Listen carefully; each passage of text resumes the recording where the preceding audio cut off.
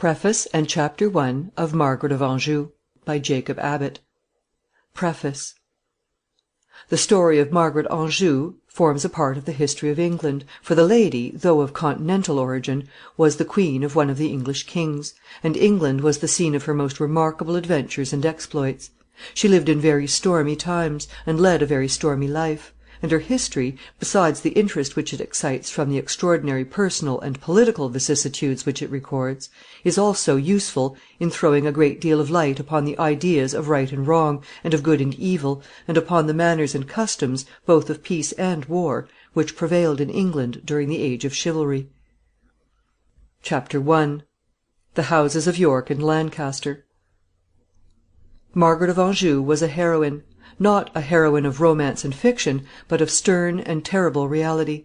Her life was a series of military exploits, attended with dangers, privations, sufferings, and wonderful vicissitudes of fortune scarcely to be paralleled in the whole history of mankind.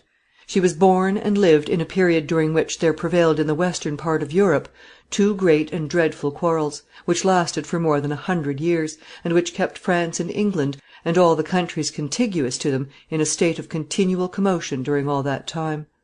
The first of these quarrels grew out of a dispute which arose among the various branches of the royal family of England in respect to the succession to the crown. The two principal branches of the family, of the Dukes of York and Lancaster, and the wars which they waged against each other, are called in history the Wars of the Houses of York and Lancaster. These wars continued for several successive generations, and Margaret of Anjou was the queen of one of the most prominent representatives of the Lancaster line. Thus she became most intimately involved in the quarrel. The second great contention which prevailed during this period consisted of the wars waged between France and England for the possession of the territory which now forms the northern part of France.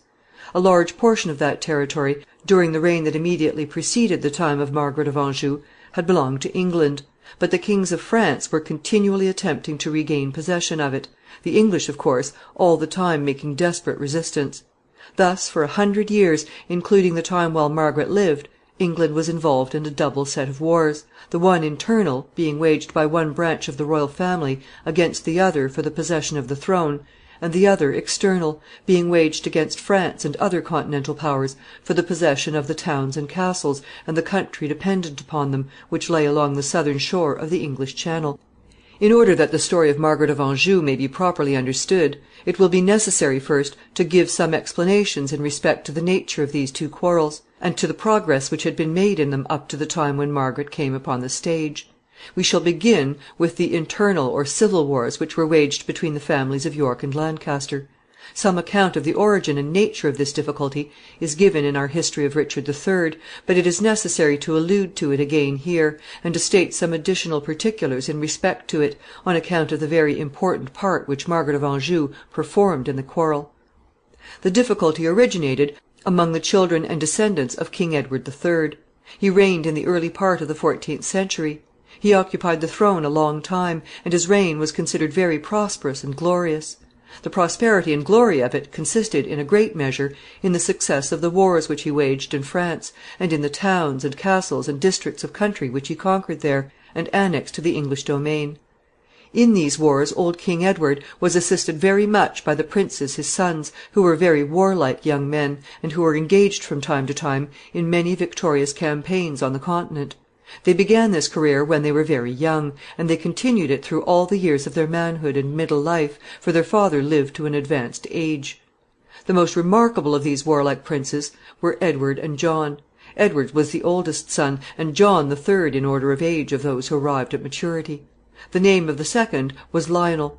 Edward, the oldest son, was of course the Prince of Wales; but, to distinguish him from other princes of Wales that preceded and followed him, he is known commonly in history by the name of the Black Prince.